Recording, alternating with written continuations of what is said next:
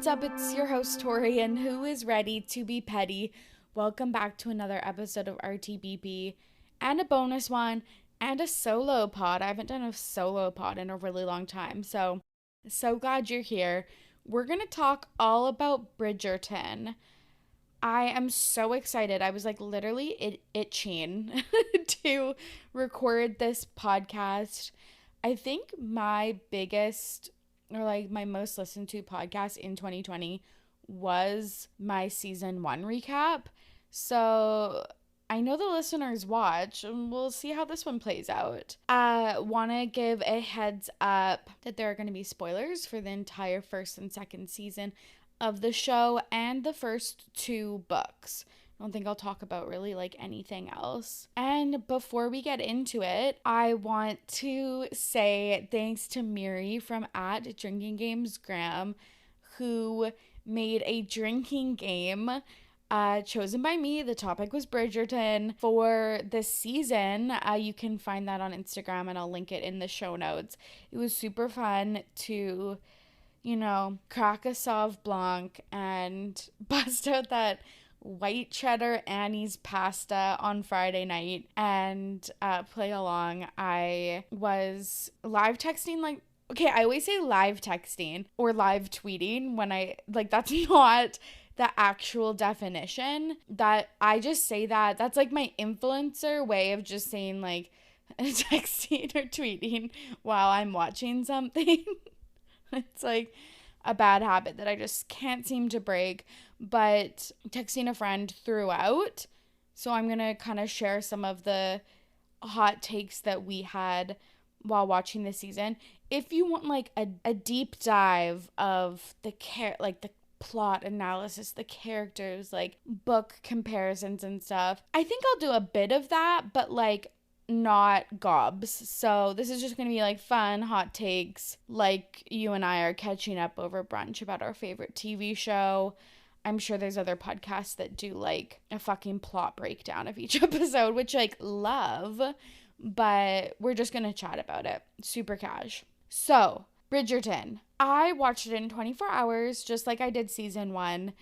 I don't think I did either in one sitting, but I definitely did them in 2 sittings.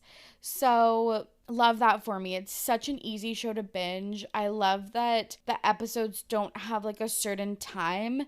They're not all just 42 minutes with commercials like it is on cable. It's it just plays out, and I love that. I wanted to speak in an English accent. Everything in my being restrained me from opening up this podcast dear gentle reader, because my accents are so fucking bad. But in my head, no joke, I've been saying we must make haste and mama for 3 days straight. I really, really loved the first season, and I really, really liked the second season, and I'll get into some, just some thoughts.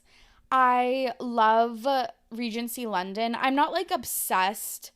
That's not a genre I'm obsessed with, but I really did eat this shit up. I think just the beauty of it, the costumes, the people, the spring settings, all of the lavish balls, all of that stuff is really up my alley, which is if it's actually a historical piece, if it's on PBS, Regency London, I'm not super interested. But if it's these empire waist ball gowns with these long gloves, satin gloves, and people Regé-Jean Page, I'll be watching. I love that they add in the discussion of women's place in society, and I think it opens up a lot of interesting conversations about sex and how we, as I just said, this show isn't 100% historically accurate, but I think a lot of the conversations and views on sex and women, among other things which I'll get into, are really interesting and really show how we sometimes still have those outdated views, and just kind of how long-standing and impactful, is that a word? Just the lasting impact on some of these negative views about sex and women, etc., etc. The last episode I did was episode 47, if you want to check out my season 1 recap. And then I also touched on it with Kelly, who is a romance novelist and podcaster from Boobies and Newbies, on episode 54. So you can check those out if you want more Bridgerton content. Okay, a few quick thoughts about like season 1 that impacted season 2 before we get into like the nitty gritty of season 2. Jackie Monstream asked me on my Instagram, thoughts of no Simon even though Daphne is in it.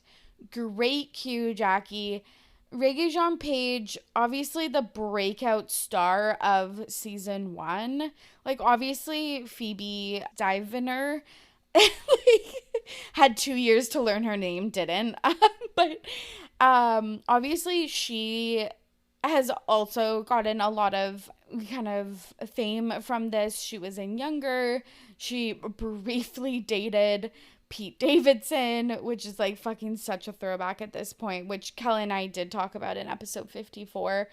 Regé-Jean Page was the diamond of the season. Like, there is no doubt about that. And he wasn't back for season 2. And we found out that he wasn't going to come back for season 2, like, immediately after season 1 was released. Devastated doesn't quite cover the feelings I felt. Because, and I do feel like, and I fucking love Antony. my apologies, my lord. I do love Antony. But there's just something about Simon that is leading character worthy. Like, he's just, God, I'm honestly speechless because I'm thinking about the fucking scene where they're in like that ice cream parlor and he's looking at the spoon. I know joke. I'm fully distracted. I'm like looking at my notes, like, what is this scramble of letters? Because I'm thinking about that scene. I haven't seen that show in 2 years, and I can just vividly remember that scene. Like, it's just, yeah. This season, I feel like, felt his loss. Okay, 2 things. I'm super petty about why he didn't come back, because selfishly, I wanted more Simon. And also, I want to say on this pod, I feel like I'm going to have to use the actors, like the characters and the actors' real names interchangeably. Like, I'm so sorry. I'm just so stuck in the, like, actual world of Bridgerton that I'm viewing them as their characters. But yeah, selfishly, I wanted him back so bad. But I also understand why he wouldn't come back, because they didn't really have a plot for him. And I think, like, because his star was shining so bright, it is hard to, like, put Bridgerton on the Cali for some, like, maybe scenes when you could have, like, 3-6 month movie jobs come up that you want to be available for. So I do understand that. Courtney, friend of the pod, she's going to be coming back on in April, and we're going to talk about the Kardashians together, but she left voice message for me via SpeakPipe. You can do the same. I'll leave the link in my show notes if you want a comment or question included in the next episode of RTBP. But Court has a question about Simon, and I'm going to play that for you now. So just some thoughts. Apparently the Duke of Hastings, didn't he leave Bridgerton because he was moving on to bigger and better things because he thought he was getting so popular? But that just meant for season 2, we did not get the story, like, as much content for Daphne. And also, have not seen this man in anything other than thirst traps on Instagram since. So can he drag his butt back for season 3 with his tails between his legs so that we can get some quality family content? You're not meant for bigger, better things, bud. You're meant for steamy romance on Bridgerton. That is as big and better as you can get. Okay, so yes, I agree. It's like, what is bigger than Bridgerton? It was the most streamed Netflix TV show, I think, ever. Maybe it's now been surpassed by Squid Games, but like literally it is it was the biggest thing. And I'm so fascinated to see how season 2 kind of rolls out as well. I think it's doing well in terms of numbers, but since it's like only been 2 days, let's just wait a little bit till we see like the final numbers. But I totally agree. It's like, what is actually bigger than Bridgerton? And I'm sure if he did sign on, even for like a few episodes, they would have written maybe some details for him. And I love the world building. Like, it just sucks. Like, it was nice to see like the boxer turned club owner, like just even those like little side characters, not little side characters, but like just the expansive universe of Bridgerton. So I missed him. And I fucking hate when TV shows, and this is what I talked about when we learned that Simon wasn't returning way back when. I just hate when the characters are like, oh, just like literally I'm thinking of Cheater Girls 3 when they're like, oh, like Galleria is off like at school. She like can't be on like our India tour. It's like, what? Like, no, she would have been there. So it's just kind of annoying. Like, Daphne this season used excuses like, I think just he was away, the baby had like a cough and she had to stay at home, like those types of things. But I think especially that the Queen was hosting Anthony and Edwina's wedding, like I think that he would at least be at that, like at minimum. It's kind of like in Grey's Anatomy where they like fake Christina Yang's head. They got like a stunt double to just show her like black curly hair on like sitting on the couch in Meredith's house when they were like grieving McDreamy. Because again, it's like, yeah, maybe that character leaves, you write them off, you make excuses for them, but they would show up at the big things.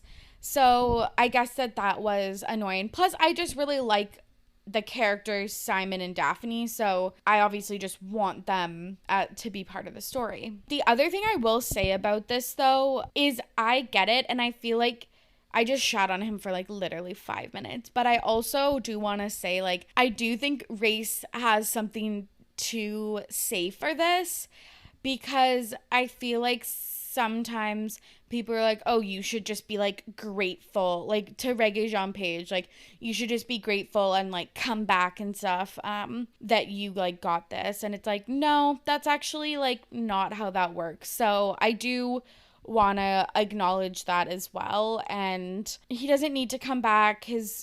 I haven't seen him in that much though. I'm like, I hope that you made the right decision, and I hope that decision's paying off, and I hope he's getting all the roles in the world. I was talking to April, another listener, on Insta, and she was saying that he has like a D&D thing on IMDb coming up. So I'm just like, I can't wait to see you. Like, loved your SNL performance, but like, we want to see more. I hope you're thriving out there. Okay, last thing I'll say about season 1 before we talk about season 2 is December 25th, 2020 is when season 1 came out. And there was so much fucking hype. And I really sometimes think that was a COVID, like, was all the hype because of COVID.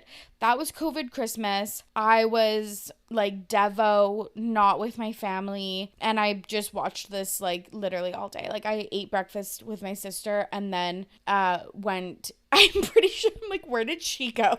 I'm pretty sure I locked myself into my room and just watched this, like, Christ.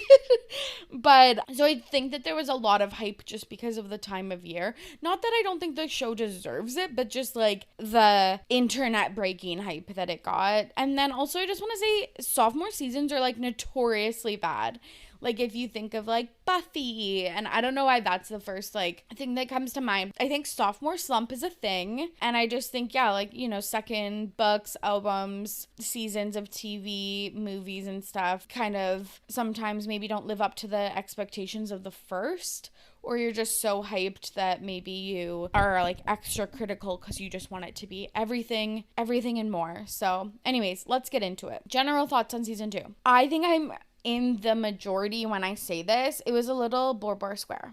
And what I mean by that was that it was a little boring and a little bit square. I missed the extremely hot sex scenes. There was a lot of lacks of sex. Season 1, I think like episodes like 5 to 8, there was like steamy sex scenes in all the episodes, and I'm pretty sure this show only had like one sex scene, and I'm pretty sure it was in episode 7. So it was just like a long time, and I love a slow burn. Love a enemies to lover situation, but the burn was too slow for me. And maybe that's just because, as I've alluded to on this podcast before, I definitely have TikTok brain, for better or for worse. Thinking about watching Batman, which is a 3-hour movie, actually sends chills down my spine. And I'm not even gonna lie, so Twilight, I watched it recently because I recapped it with, and like just like a little discussion pod with Matthew of That's So Matthew. It's coming out April 1st, and when I saw that it was 2 hours, and trust me, it's one of my favorite fucking movies I've ever watched, I had a little upper lip sweat going, I'm not gonna lie. So that's 100% on me.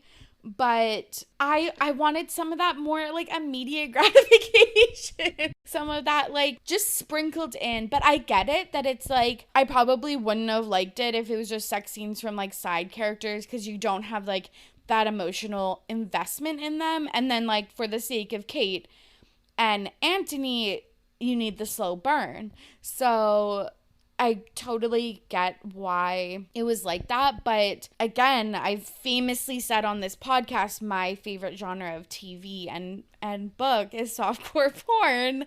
All of the romance novels I read fall into that category. So yeah, I was just like missing that. But I think it's kind of been mixed bag. I think that, yeah, some people said it was a tad boring and the lack of sex kind of got to them, but a lot of people like Kat and Lauren slid into my DMs, said they loved it. And I like I said, I was DMing my friend Denny, and we were like love-hate in certain situations. So I think it was a little bit mixed bag. So the main storyline is Kate and Anthony and Edwina. And obviously I love the banter between Kate and Anthony. I'm just gonna randomly plug my favorite book of 2021. But I read this book called Skin of the Night by C.K. Bennett, and it focuses on a couple that has this type of banter. It's just delicious to read. I don't know what I'm thinking of, but like it's just, oh my gosh, Hamilton. Okay, also this was major Hamilton vibes. Like Kate is Angelica and Edwina is Angelica? Eliza. I don't know who Peggy is, but Kate is Ov's Angelica, like, at least I keep fucking turn off this podcast. His eyes in my life. I've been listening to a lot of Hamilton. It's literally so fucking cringe because like I know it's like low-key problematic and stuff, but like the first like 6 songs of that musical like honestly get me like hyped for life. I have the worst taste in music, but anyways, major vibes of like finally I've met my match of someone who can keep up with my banter and has this like competitive spirit that I do. So I just loved that. I loved Anthony Bridgerton's glow up from season 1. At Ashley_Rose21 says Anthony, sorry, I'm reading. It's really tough when you're reading. Anthony Bridgerton is delicious with like a little drooling emoji. Yes, his pinky ring was fucking hot. They got rid of his mutton chops and gave him a tan. I low-key liked the mutton chops. Usually I'm defo like a short cropped hair kind of gal, but when I saw like the flashbacks, or I don't know, some fucking like fan edits on Instagram or something like that, I low-key kind of liked the mutton chops, but they like trimmed them down and he just like looks so like beautiful, honestly. Like that's the word that I want to just use to describe him. And I loved his like black coats with the like satiny like bow tie, but it's like almost like a tad feminine. It just like softens him a little bit, but like it's kind of a bow tie, kind of not. I don't know, I'm sure there's like a proper word for it. And I just love how they're like, he looks good soaking wet, so let's just do like 5 scenes in the rain. Let's push him into the lake, like let's just do all of these things. The wet shirt lake scene ruined my life. And I just want to say that I burn for Anthony, using a quote from season 1. Don't get me wrong, but his actual personality, he's low-key a douche. He's a douche, and this season worked really hard, Obvi, to course correct his capital R rake ways. But I actually don't think they did that very well. Like, I still thought by the end of the season, he was a fucking douche. She was in a coma for 7 days, and he didn't go to visit her. And it's like, oh, because he's, like, traumatized. We'll get over it. Like, the first thing she asks when she wakes up from a coma is, like, did Lord Bridgerton visit? And Lady Danbury's like, no. Like, I didn't love that, to be honest. I think people thought he was like a fuckboy for what he did with Sienna. I think that was her name, the opera singer in season 1. I don't think he was, this is like, maybe I'm gonna get canceled for this. I don't think that actually was his like super downfall. Like, I think the way that he views a woman, like when he was like, oh, I just need someone to like play, like I want a relationship that's fine, but I don't need to be in love with them. That obviously came from like deep-seated trauma with his like dad passing away and seeing his mother grieve, but which we'll get into. But I was like, unless you are open, like his fuckboy ways to me was when Edwina and him were talking and he's like, oh no, I still want to go through with this wedding. I'm looking for an amiable, which they said so many times, and I was like, I had to look that up. Relationship. It's like, yeah, Anthony, you probably should have talked to her about that beforehand. Like, that's his fuckboy attitude. I think, like, the things that he did with Sienna, like, honestly wasn't that bad, because it's, like, going against your, like, whole family and dating. Like, look what happened to Mary Sharma. She literally got ousted from society because lost connection with her parents because she dated someone outside of her class. And we might see that happen to Eloise too. So like, I'm like, that is a huge decision that you have to make. And as the head of the household, not saying that this is right, but he, had all these expectations, which we'll talk about kind of later as well. But yeah, I don't think that, I don't know, that was like his douchiest move, but maybe I'm wrong. Maybe I'm just distracted by his beautiful face and that fucking pinky ring. Anyways, I think he takes the wedding too far. Well, they all do, but mostly him, obviously. But I think so I haven't read the books, I want to say that, but I actually think I'm going to after. I probably said this in when I recorded about season 1, but I think I'm finally convinced that I'll read at least the books that they cover on the TV show.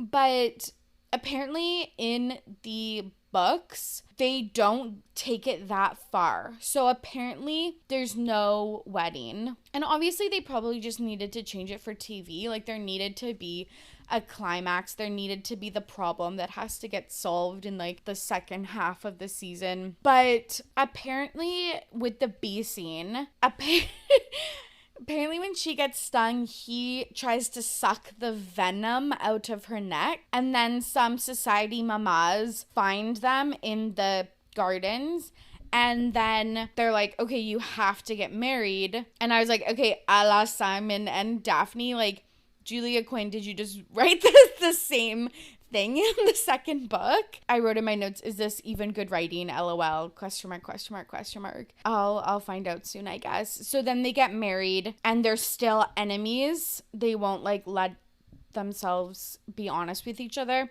And then apparently Kate gets into a carriage accident and then he realizes he loves her deeply. And I don't even know if that'd be better. That doesn't sound as like any better per se, but like I just think that when I like a love triangle, and maybe y'all know this because of my like obsession with apparently like one true love and like first loves and stuff, detailed for 4 years on this podcast. But when there's love triangles, and maybe this is an annoying thing about me, but it's like I like when it's like a little bit clearer, like a little like Edwina and Anthony had like good banter and they had like a solid relationship and like a loving relationship.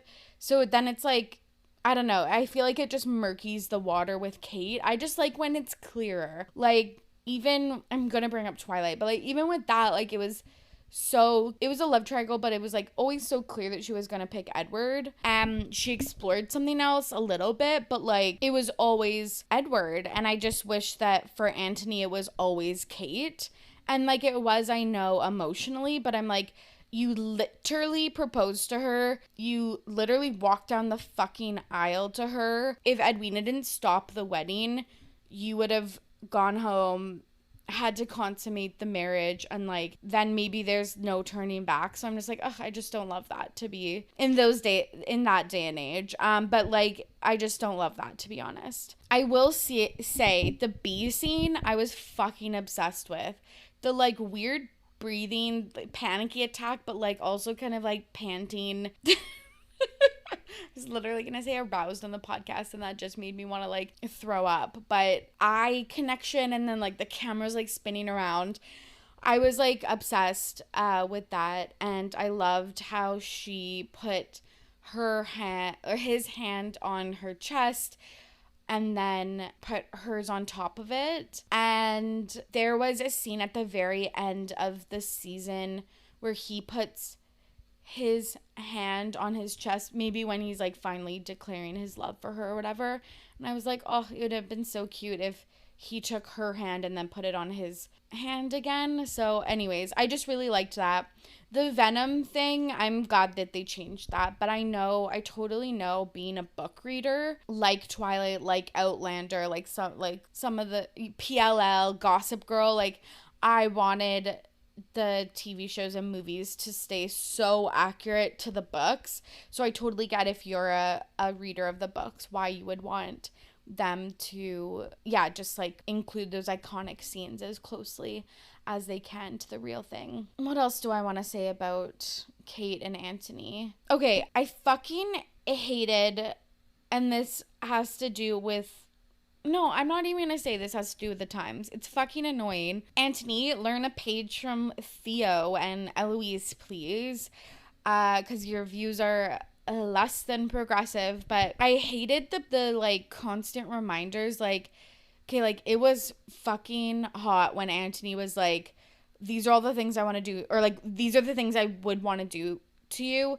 But you're a lady and I'm a gentleman. Like, some of those things, like, I liked that. But then it was like, okay, you don't have to like constantly be like, I wouldn't do these things to you because you're a lady, and when I do them with other women in the past, like they're sluts and like not classy and stuff like that. Like I just hated that, like, well, now I'm a gentleman and you're a lady, and so like I respect you for that. It's like, maybe she wants that, and like clearly she does. So I'm like, and I know that that's still like it's kind of like the wife material. It's like, oh, like I would do that with like a one night stand or like a girlfriend, but like not with my wife.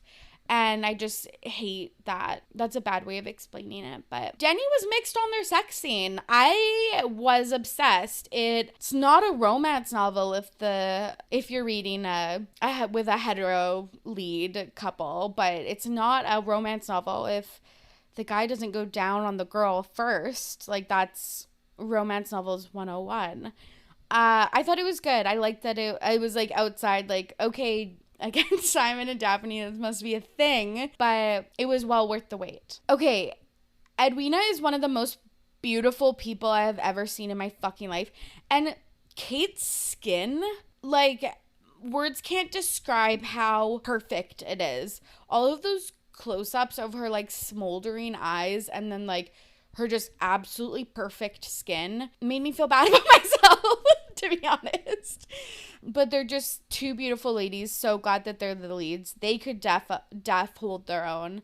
I love their sister bond. I love when they dance together at the ball. I loved their talks and their care for each other, the respect that they have for each other. When Edwina was like, I don't actually think I know the real you. Like, oh, everything was so nice. I loved the Sharma backstory. I cried at the grandparents plot line, like all of that. It was just really beautiful. I love that family and just the lengths that they would go to for each other. I loved that we got to see things of the Indian culture, the marigolds and the bangles, and the tea ceremonies. The colors of their dresses were very different from, the chaste white dresses of Daphne. So I just loved the rich, deep colors that they wore, the oranges, the teals, the purples. It was all just absolutely beautiful. I know that they wanted to include a more diverse cast. That's really important to this show, and it's important to us, the viewers. Anthony's trauma, I believe it was April that submitted this. So the bee sting, LOL, a little bit. As a person with an anaphylactic allergy to peanuts, and like low-key, I'm definitely allergic to bees. I don't think to like an anaphylactic point. Otherwise, I would literally not go outside. But like I had to like not laugh a little bit, but like I was just like, okay, I like this hits too close to home. And it's just kind of an embarrassing way to die. Like, it was like a bloody duel or something like that. Was that bad? Like, I think that was bad. I feel like I was like, that's not like a manly way to die. Pretend I didn't, like, let's just rewind like 30 seconds. Kate and Anthony obviously really bond over the loss of their dad. So I get that. I actually wanted to like hear them talk about that even more than they did on the show. And Anthony, obviously a lot of his actions are driven by the loss of his dad, him being the one there, maybe his mom blaming him a little bit for his death, him becoming the head of household when he was very young. He didn't look young because the flashbacks, they just like put like the blur filter on, but the mom was like, he's young, he can't make this decision about like when she was pregnant and having a tough delivery of Hyacinth, like she was like, he can't make these decisions, like he's a child. So like it just alludes to that, yeah, he was really young and had to take on all this responsibility. And we see him throughout season 1 and season 2. I think Denny was like, what the fuck do these people do for a living? All Anthony does is pay bills. But we see him with his little pocket watch and he's always paying the bills. So, yeah, just obviously a lot of responsibilities that he had to make. He saw the grief his mom experienced. She was like MIA to her kids and, yeah, like her family and the household grieving. And at the end, she admits that she regrets that.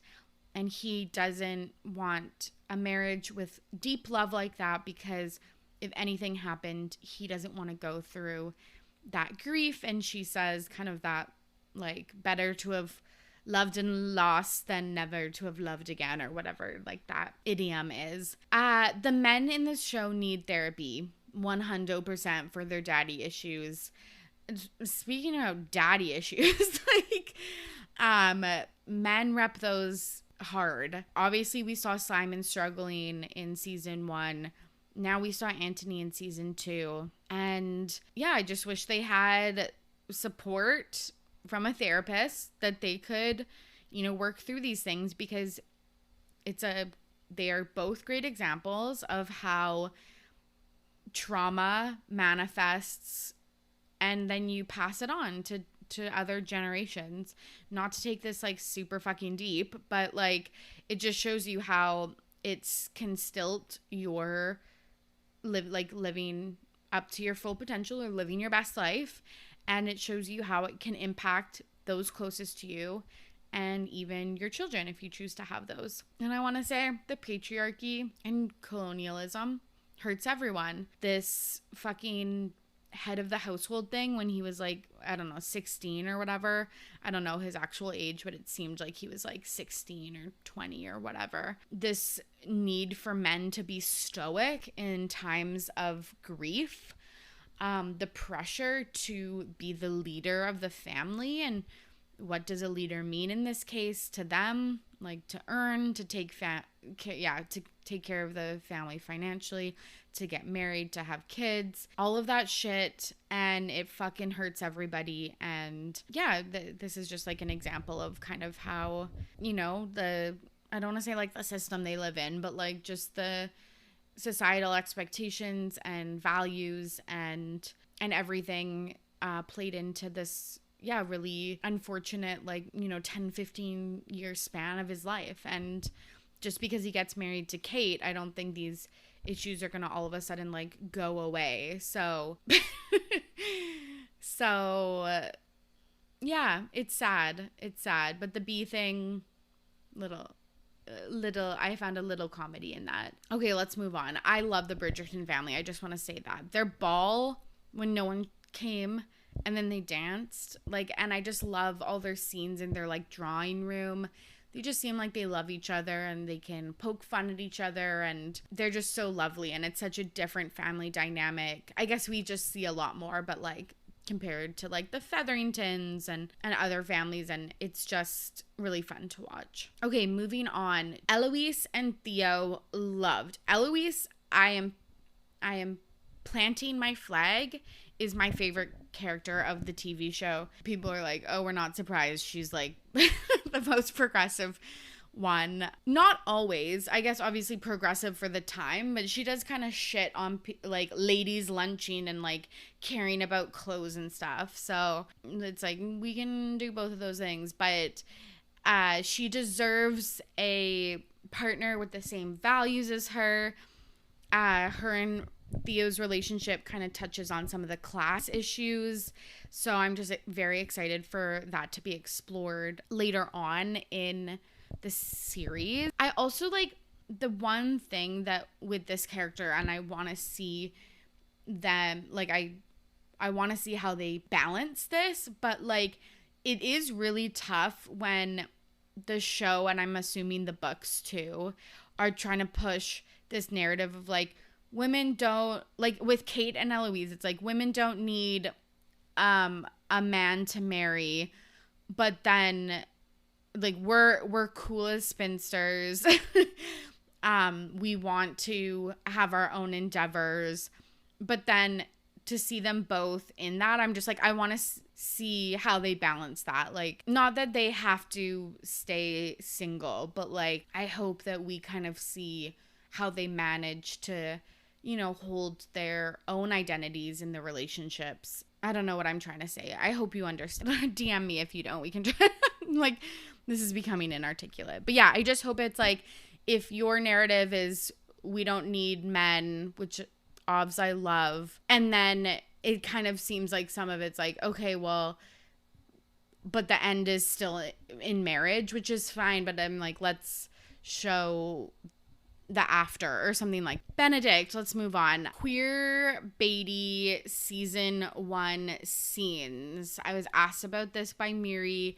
Yes, it seems to like make sense to have Benedict a queer character from like what we saw in season 1, and I'm kind of upset that it seems like they're not going down that route. He got literally like no storyline in this season, como Hyacinth and literally the other boy that I don't even know his name. I guess it like has to be ABCDEFG.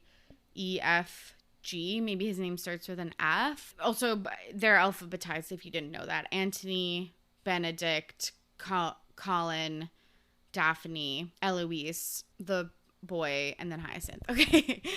Yeah, no storyline. And I don't think he's going to be like one of the leads in a coming season. So sad for him. He brings a lot of like levity and just like fun to the show. So I enjoy him. Penelope and Colin. Miri says, potentially hot take. Penelope Featherington is too good for Colin Bridgerton. That is a hot take for me because I think Pen actually fucking sucks. And I think Colin sucks too. So maybe they're perfect for each other. I think Penelope is like low-key a bad friend. And she's like really selfish. But then on the other hand, I'm like, she's also doing something really cool. But yeah, I go back and forth, but she was so much more obvious as Lady Whistledown this season that I'm glad that Eloise cracked it. And I've enjoyed how they kind of use Eloise and Penelope in the Lady Whistledown storyline as the cliffhangers. Like they did that in season 1 and they did that in season 2. So I love that. I definitely miss their like just strong relationship because it was obviously fraught this season. But yeah, I don't think Penelope is a good friend. I don't have to list all the shit she's done. We've seen it play out. I think that she's been not a good friend to Eloise, like with the storylines. I think the main one where I was like, oh, this is shady is when I think the main one that I think of is when she printed in Lady Whistledown that Eloise was hanging out with like rebel rousers instead of just going to Eloise and being like, you're being accused by the queen. I'm Lady W. Let's like figure this out together because we're better together, instead of me potentially doing like a pretty harsh accusation in that time when my family, when like the Bridgertons are already in peril with Antony's called off wedding. So yeah, I didn't love that. She is still obsessed with Colin. Colin, I feel like, is also a loser. I did like the like jewelry plotline. I thought that he did a really good job with that because I was like, oh yeah, cousin Jack has got this dummy hook, line, and sinker, but he actually proved to be a lot keener or a lot smarter than he led on. But his like Greek plotline, I was just like, this is so boring. So maybe they deserve each other. He's also like still obsessed with Marina. I was like, come on, she like literally only liked you because she was preggo and you were again like dumb enough to like, she was trying to entrap you. And anyways, even though I don't personally like them per se, I think Penelope can win me over next season. I love that they call her Pen. I was honestly like, should I name my child Pen or like Penelope? But I think she can win me over. Colin, I think, lost cause. Okay, Lady Portia Featherington like just brings so much comedy to like her facial expressions, her crazy pot stirring. It's just so funny. She reminds me so, and I see this online all the time, but of, oh my gosh, of course I'm gonna blank on her name now, from the OC, Marissa's mom. That's gonna kill me. Julie Cooper. I think that I looked that up during season 1 like a fucking million times, like, because I literally thought it was played, like she was played by the same actress, but she is not. Prudence cousin Jack storyline was so funny. And we need, again, the comedy to balance out some of the more, you know, melodramatic pieces in this TV show. Miri asked cousin Jack, hot or not? Low-key hot, but his personality obviously not. So it makes him ugly. But I was like, he's not bad looking. And I was like really sad that I was like, actually thought that they were going to move to the Americas. And I was like, I'm going to really miss the Featheringtons. And what they bring to this TV show. But they're not moving, so thank goodness we'll have them for season 3. Daphne, we do get, like, I like her role. We did get some nice scenes with her. She brought again like a new maturity and a new just wisdom about her to the situation with Antony and Kate. And she got better bangs, so I was just happy. I wish we got more of her. Okay, I've been talking about this for way too long, so let's talk about the ending and then just some like fun little bits about the music and what's going to happen next in the series. Eloise figures out Pen is Lady Whistledown. Chef's kiss, so much fun. Like it's just all so great how she puts it together at the ball and she gets the money and all of that stuff. Obviously, I do really like their friendship, so I do hope that Penelope comes to her senses, is a better friends, steps up to the plate, and they get back together. Kate and Anthony got together a little late for me in the book. Like, I was like, or in the TV show, I was like, okay, like, they had sex. I was like, this is it. Then it wasn't. Then the horse thing. And I was like, this is it. Then it wasn't. And then he like almost proposes to her. And then I was like, this is it. It wasn't. So they got together a little too late. Like it was like one too many will they, won't they for me. And then they like make out fully when they're about to play Pall Mall in front of all their sibs and their parents or like their mamas. And I was like, you all don't talk about sex. Like, it's like the worst thing ever. But as soon as you get married, you can, like, basically bone, like, in front of your family. It was just so weird. Like, I was like, I want to enjoy this. I sound like such a fucking voyeur, I feel like, in this fucking episode. But it's like, I want to enjoy this. I can't. I fucking can't. But I can't because your sibs are like looking onward and your mom and both of your moms are like, again, like looking fondly at you. And I was like, this is just fucking weird. Anyways, I'm the one that's like, oh, I can never get married. So I guess I could just never kiss in front of a bunch of people like that. So maybe it's just a me issue. Okay. Let me know what you thought of season 2, the ending, the characters, the romances. I would love to know. Let's talk about the music because, like I said, after season 1, when I was talking in my English accent, I was also listening to all of the Vitamin String Quartet covers of pop songs, and you bet your ass I did that for season 2. The songs they covered: Stay Away by Nirvana. Didn't realize that, but I saw it in an article I read. Material Girl by Madonna. Chef's Kiss Perfection. It was so perfect. I am at a loss for words. And just, I'm like, did they know that Material Girl was going to like pop off on Twitter too? Or, oh my God, on TikTok too? It was so good. Diamonds by Rihanna. Dancing on My Own by Robin. It was a literal out of body experience. It was so fucking good. I love that song. It's been iconic for 10 plus years. It set the scene so perfectly of them dancing. You Ought to Know by Alanis Morissette. Again, I just like, words escape me at how amazing this was. There was Bollywood song during the Haldi ceremony, Kabhi Khushi Kabhi Gam. That was a nice cover. There was Sign of the Times by Harry Styles when Edwina walked down the aisle. I fucking wept. Like, I'm sure people, like, all the girlies getting married in 2023 or summer 2022 are sending this to their wedding planners right now. What About Us by Pink? I love when they add in these modern pop songs into this show. It's just so good. But let me know what one was your favorite. I think for me, might have been Material Girl or Dancing on My Own.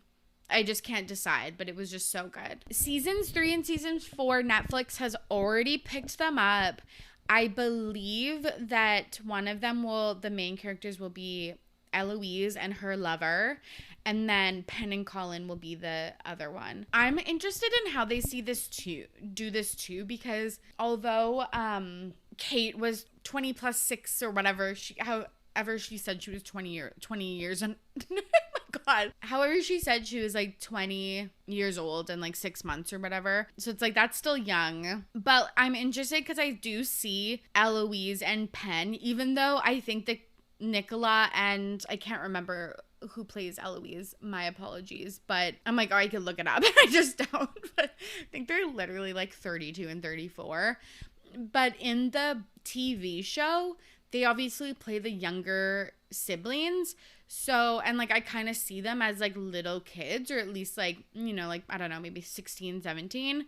So I'm just interested in to see how they do, yeah, like the sex scenes and like continue on the romance aspect of it. Is it going to be as steamy when like I low-key view them as like adolescents? Because like I don't want to see that. So yeah, interested to see how that is going to go. And as I said throughout this episode, I have decided to read the books. I'm sure there's a 1,000,000,000-year wait list at my library, so maybe I'll get my little Kobo version. Okay, this was a lot of fun for me. I feel like I got out a lot of aggression.